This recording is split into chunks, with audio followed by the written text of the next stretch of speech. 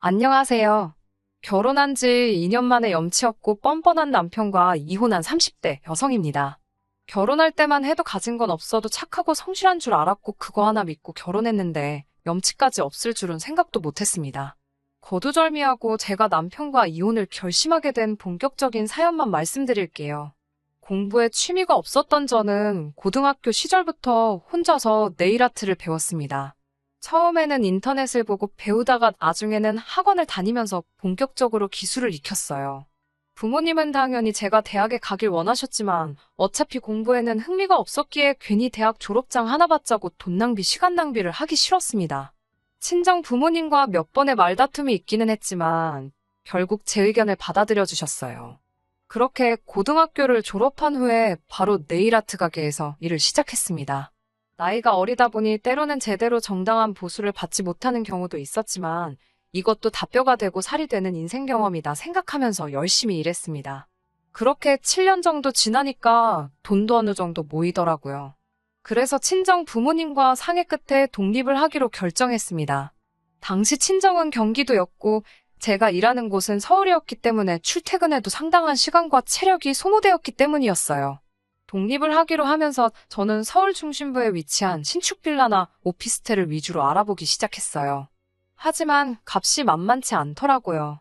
직업과 담보가 부실하다 보니 대출도 제가 생각한 만큼 나오지 않겠더라고요. 집에 대한 고민과 스트레스로 괴로워하고 있을 때 친정 어머니께서 그러지 말고 오래된 아파트라도 매매를 하라고 하시더라고요. 사실 저희 친정 부모님은 결혼하실 때 아무 도움도 받지 못하셔서 정말 힘들게 시작하셨다고 들었습니다. 지하방에서 시작해 서울에 있는 아파트를 장만하시는데 딱 8년 걸리셨다고 해요. 그리고 그 아파트를 시작으로 점점 넓은 평수로 옮기실 수 있었고 지금은 노후까지 걱정 없으실 만큼 경제적 여유를 만들어 놓으신 상황입니다. 그래서 저는 친정 어머니가 부동산에 대해서 좋은 감을 가지고 있다고 믿거든요. 그런데 그런 어머니께서 저에게 집을 사라고 하시니 제가 싫다고 할 이유가 없었습니다. 다만 제가 가진 돈이 충분하지 않아서 어머니에게 약간의 도움을 받아야만 했어요. 그리고 사는 아파트를 담보로 대출도 많이 받았고요. 이 사실을 안 주변에서는 뭐하러 오래된 아파트를 그 돈 주고 사냐며 뭐라고 하기도 했고 이제 아파트 값이 떨어질 건데 괜한 짓이라며 걱정도 해줬습니다. 그런데 몇 년 사이에 이렇게 상황이 역전되리라곤 저조차 상상하지 못했습니다. 재건축 가능성이 입소문을 타면서 집값은 제가 살 때보다 3배 가까이 올랐네요. 상황이 이렇다 보니 오래된 집을 전세를 주고 그 돈으로 다른 신축 오피스텔에 전세로 들어가도 괜찮을 것 같았어요. 사실 혼자 사는데 20평은 좀 넓은 감이 있었거든요. 그래서 아파트를 전세로 돌리고 저는 가게 근처에 있는 오피스텔에 전세로 들어갔습니다. 그리고 지금의 남편을 만나게 되었어요. 남편은 제가 일하는 가게에서 멀지 않은 곳에 위치한 중소기업을 다니는 평범한 직장인이었습니다. 1년 정도 연애하는 동안 크게 다투는 일이 없었기에 우린 서로 잘 맞는 사람들이구나 생각했어요. 그러니까 결혼도 결심할 수 있었고요. 한 가지 조금 마음에 걸렸던 건 직장 생활을 10년 가까이 한 사람치고는 모아둔 돈이 많이 없더라고요. 저야 적금한다 생각하고 아파트 대출 갚는데 대부분 써서 그렇지만 남편은 이유를 알 수는 없었습니다. 남편이 평소에 비싼 물건을 좋아하거나 돈을 펑펑 쓰는 성격도 아니었고 중소기업이긴 해도 어느 정도 규모가 있는 회사에 다니고 있었으니까요. 게다가 시댁도 형편이 그렇게 어려운 편은 아니었거든요. 그래도 뭐 제가 집이 있으니까 당장 목돈 들어갈 일은 없었기 때문에 크게 신경 쓰지는 않았습니다. 돈이야 앞으로 같이 살면서 모으면 되지라고 생각했어요. 결혼을 하게 되면서 원래 가지고 있던 아파트에 전세 사는 사람을 내보내고 신혼집으로 수잔이 별로 내키지가 않더라고요. 신혼이니까 아무래도 깨끗한 새 집에서 살고 싶었습니다. 그래서 그 아파트를 팔고 새로 아파트를 사는 쪽으로 결정을 했어요. 문제는 아파트를 팔아서 목돈이 생기긴 했지만 새 아파트를 사는데 충분하지는 않더라고요. 그래서 또 대출을 받아야만 했습니다. 솔직히 시댁에서 좀 보태주시면 좋겠다 생각했는데 전혀 그럴 눈치가 아니더라고요. 남편도 시댁에 물어볼 생각도 없는 것 같았어요. 친정 부모님도 그냥 대출받아서 같이 갚으면서 살면 된다고 시어른들께 부담드리지 말라고 하셨고요. 그렇게 30평대 신축 아파트로 들어가게 되었습니다. 명의는 물론 제 명의로 했어요. 대출이야 같이 갚을 거긴 해도 대부분의 돈이 제가 판 아파트에서 나왔으니까 당연한 일이잖아요. 집을 제가 해결했으니까 혼수는 남편이 모아둔 돈으로 하게 되었어요. 하지만 말씀드린 대로 모아둔 돈이 많지가 않으니 선택지가 많지는 않더라고요. 제가 사고 싶었던 가전제품이나 가구들 모두 저렴한 라인으로 바꿔야 했어요. 가능하면 최신 모델이나 취향에 맞는 것들로 신혼집을 채우고 싶었는데 남편은 그런 건 다 돈 낭비라면서 저를 말려서 어쩔 수 없었습니다. 그렇게 신혼집을 채우고 얼마 지난 후 시부모님과 신우를 초대해 집들이를 했어요. 아무래도 새 아파트다 보니 단지 내 조경도 예쁘게 잘 다듬어져 있었고 피트니스 센터랑 수영장, 미니골프장 같은 시설들도 다 있었습니다. 시부모님은 아파트 단지부터 집 내부까지 살펴보시면서 이게 우리 아들 집이라며 연신 기뻐하시더라고요. 신우도 집이 너무 예쁘다면서 이런 집에 살고 싶다는 소리를 몇 번이고 하더라고요. 그 이후로 한두 달쯤 지났을 때였어요. 시모가 원래 먼저 전화를 잘하는 일이 없는데 전화를 하셨더라고요. 그러더니 다짜고짜 아파트가 지금 누구 명의로 되어 있냐고 물으시더군요. 제가 제 명의로 되어 있다고 하니까 왜 자기 아들 이름이 빠져 있냐는 거예요. 그래서 남편은 이 집 살 때 보탠 게 하나도 없다고 말씀드렸죠. 그러자 그럼 대출은 남았냐고 물으시더라고요. 무슨 속내인가 싶어서 일단 대출 2억 정도 남았다고 말씀드렸어요. 잠깐 멈칫하시는 것 같더니 그럼 그 2억 우리가 갚아줄 테니 네 남편 이름도 올리라고 하시더군요. 2억을 해주실 능력이 되시면 혼수할 때 좀 도와주시지 이제 와서 왜 이러시나 싶어서 일단은 생각해볼게요 라고 대답을 했어요. 본능적으로 시모가 좋은 의도로 저러는 건 아닌 것 같았으니깐요. 바로 친정 어머니께 전화를 걸어 방금 있었던 일을 말씀드리니 친정 어머니가 깜짝 놀라시면서 절대로 그렇게 해주면 안 된다고 신신당부를 하셨습니다. 그러더니 다시 안 되겠다며 당장 만나자고 하시더라고요. 친정 어머니는 그 길로 저를 데리고 은행에 가셨고 은행에서 친정 어머니의 아파트를 담보로 대출을 받아 제 대출을 갚아주셨습니다. 대신 저에게 차용증을 쓰고 아파트 대출 갚듯이 이자와 함께 친정 어머니께 돈을 갚으라고 하셨고요. 제가 이렇게 복잡하게 할 필요가 있나 싶었지만 지금 생각해보면 그렇게 해놓기를 천만다행이었습니다. 다음 날 시모한테서 전화가 또 걸려왔어요. 그러더니 생각해봤냐고 물으시더라고요. 그래서 제가 모르겠다는데 몰려 어머님 하고 여쭈니 2억 줄 테니까 공동명의하라고 하시는 거예요. 그래서 어머님 저 그 2억 이제 필요 없어요.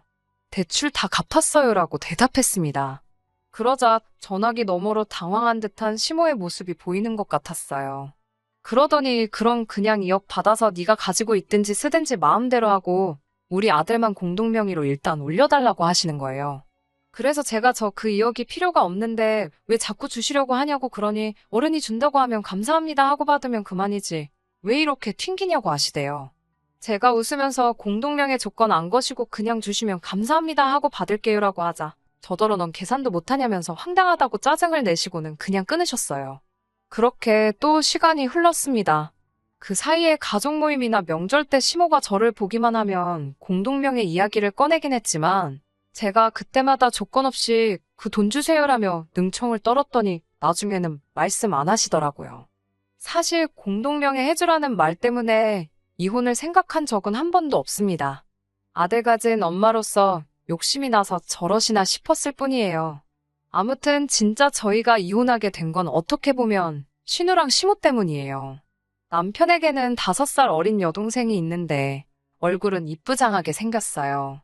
그런데 외모 가꾸는 것 말고는 아무것도 관심이 없고 맨날 남자가 바뀌더라고요.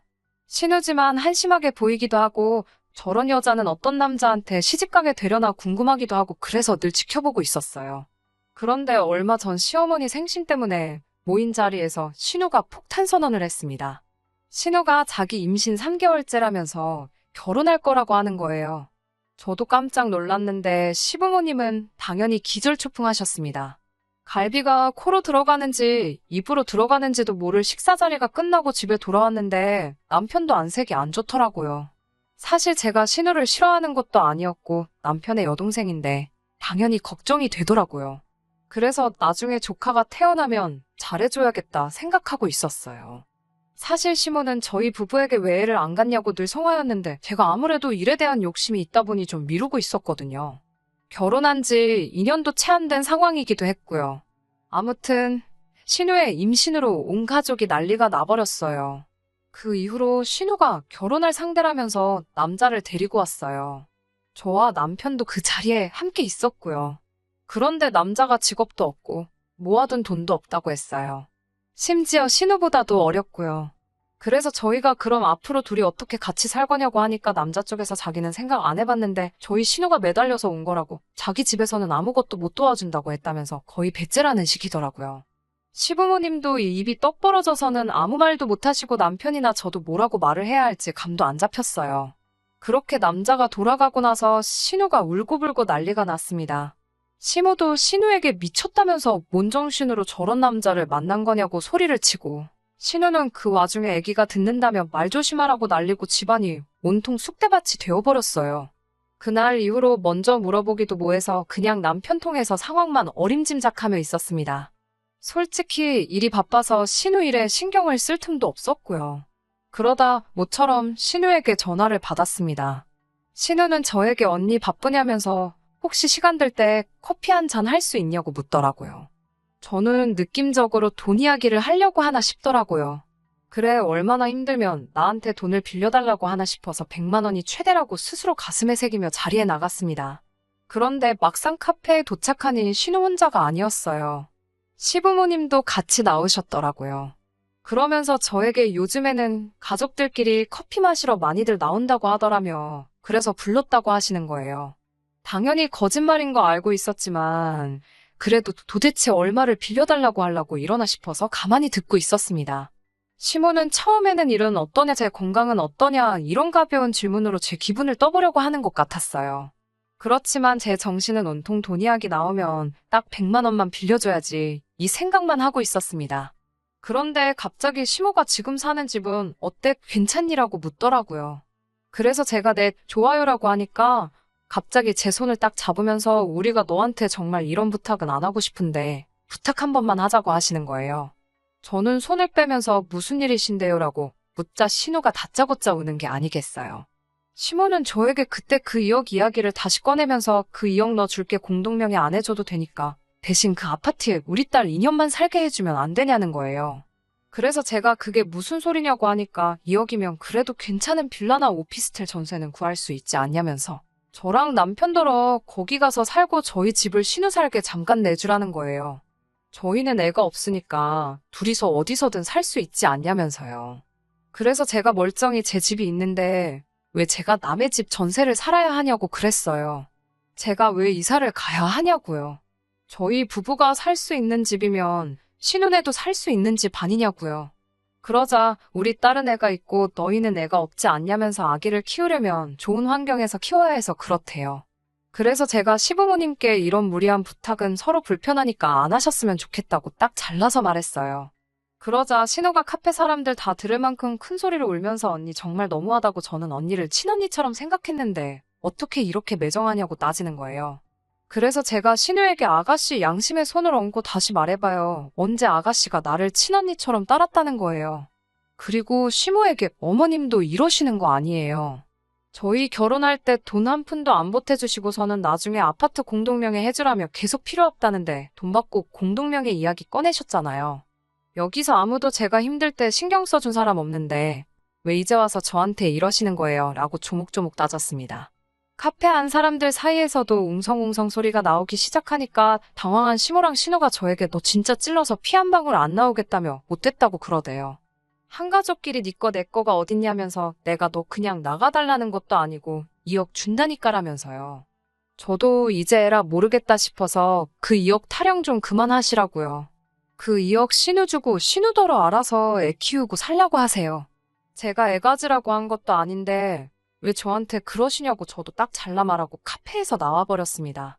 집으로 돌아오는데 생각할수록 화도 나고 짜증도 나고 왜 내가 미안한 기분이 드는지 그것마저도 승질이 나 죽겠더라고요. 왜 서로 불편하게 그런 이야기를 꺼내는 건지 도무지 이해할 수가 없었고요. 그런데 현관을 열고 딱 집 안에 들어서자 신발도 벗지 못한 저에게 남편이 고함을 치더라고요. 못된 여자라면서 어떻게 시댁 식구들이 그렇게 힘들게 부탁을 하는데 사람들 앞에서 개망신을 줄 수가 있냐고요. 제가 어이가 없어서 말없이 남편을 쳐다보니까 또 우리 엄마가 공동명예 해주라고 2억도 준다고 그렇게 부탁하는데 홀딱 가서 대출 갚고 우리 엄마 입 닫으라고 그랬지. 내가 그거 모를 줄 아냐면서 저더러 매사 돈 가지고 시댁 무시하는데 진짜 너 같은 여자 정 떨어진다고 그러더군요. 순간 내가 이런 소리까지 들으면서 뭐하러 이런 인간이랑 살아야 하나 싶었습니다. 그래서 제가 남편에게 당신도 그렇고 당신 가족들도 그렇고 나한테 불만이 엄청 많은가 본데 그럼 당신 나가서 당신 엄마 아빠랑 살아 잘난 그 여동생이랑 뱃속에 있는 조카 끌어안 곳 네가 다 먹여 살리면서 살라고 받아쳤어요. 그러니까 남편이 그래도 잘못했다는 소리를 안 한다며 저를 죽일 듯이 노려보더라고요. 저도 지지 않고 치려고 그럼 한번 쳐봐 어떻게 되나 보자고 똑같이 노려봤습니다. 남편은 저에게 자기가 다 알아봤다면서 같이 사는 아파트는 부부 공동재산이라 절반은 자기 거라는 거예요. 제가 그 말을 듣는데 어찌나 어이가 없던지요. 저렇게 뭣도 모르고 경제적 개념도 없으니 모아둔 돈이 그것밖에 없었지 싶대요. 그래서 그래 가서 잘 알아보고 능력되면 절반 가져가봐라고 비아냥거리며 안방으로 들어갔어요. 지도 승질이 나서 밖으로 나갔는지 현관문이 쾅 닫히는 소리가 나더라고요. 이때만 해도 이혼까지는 아니어도 저 성질머리 내가 뜯어 고쳐놓고 만다는 생각이 들어서 현관 비밀번호를 바꿔버렸습니다. 그리고 이튿날이 되었는데도 남편이 들어오질 않더라고요. 솔직히 남편이니까 처음에는 좀 걱정이 되었는데 이걸 내가 받아줬다간 평생 제 팔자 제가 꼬게 생겼더라고요. 그런데 3일째가 되니까 이제 정말 이혼해야겠다 싶었어요. 딱 느낌에 재산 어떻게든 뜯어가려고 변호사 알아보고 다니는구나 싶었으니까요. 아니나 다를까 4일째로 넘어가는 날 남편에게 전화가 오더니 이쯤 했으면 저더러 굽히고 들어오래요. 자기가 다 이해하겠다면서요. 어이가 없어서 뭐라고 떠드나 듣고 있으니까 그냥 딱 1년만 여동생네 들어와서 살게 하고 우리는 시댁에 잠깐 들어가서 살면 되지 않냐며 이야기며 공동명예며 없던 이야기로 하자고 자기가 시부모님한테도 잘 말씀드려놨다는 거예요. 제가 그래서 뜨신 밥 먹고 헛소리 하지 말고 집에 와서 이혼 서류에 사인이나 하라니까 저더러 넌 끝까지 여자가 굽히는 법이 없다면서 사인한다고 대신 너는 재산 분할이나 해줄 준비하라고 그러더군요. 그래서 제가 재산 분할 같은 소리 집어치우고 거지 같은 네 살림살이나 가져가라고 했습니다. 그리고 만나기로 한 날 혹시나 저한테 해코지라도 하면 어쩌나 싶어서 사람들 많이 오가는 대형 카페로 불러내서 서류를 들이밀었습니다. 그때만 해도 남편은 진짜 제가 서류를 준비해 올지는 몰랐나 봐요. 황당하다는 듯 저를 쳐다보더니 한다 해 하면서 사인을 하더군요. 그 순간 제 기분은 다 끝났다, 홀가분하다로 표현하면 될 것 같아요. 저는 남편에게 변호사 잘 알아보라고 그래서 가져갈 수 있는 건 다 가져가 보라고 그랬어요. 저희가 결혼해서도 공동생활비를 제외하고는 각자 관리했기 때문에 확신하는데 남편이 가져갈 몫은 하나도 없거든요. 철진한 가구랑 가전제품은 저도 가지고 있기 싫어서 트럭 불러서 다 시댁으로 보내줬고요. 이혼 후 남편에게 2번 정도 전화가 왔었어요. 저 같은 여자를 놓친 건 자기 일생일 때 실수라면서 한 번만 용서해주면 시댁 식구들과는 연 끊고 저만 보고 살겠다며 애걸복걸이었어요. 하지만 한 번 속은 것도 분한데 또 속을 일이 있나요? 저는 됐으니까 가서 잘 먹고 잘 살고 가족들이랑 행복하게 지내라고 했어요. 남편과 살던 집은 처분하고 그 돈으로 다시 작은 아파트 하나를 사서 지금은 제 취향대로 꾸며놓고 살고 있습니다. 남은 돈으로는 재테크를 하려고 요즘 알아보는 중이에요. 지금쯤 신우는 아이는 낳았을까 집은 구했나 아주 가끔 스치듯 생각은 나지만 제 알바는 아니네요. 지금까지 제 이야기를 들어주셔서 정말 감사하고요. 좋은 하루 되세요. 끝까지 들어주셔서 감사합니다. 오늘의 사연은 여기까지입니다. 구독과 좋아요, 알람 설정 부탁드리고 더 좋은 사연으로 다시 찾아뵙겠습니다. 감사합니다.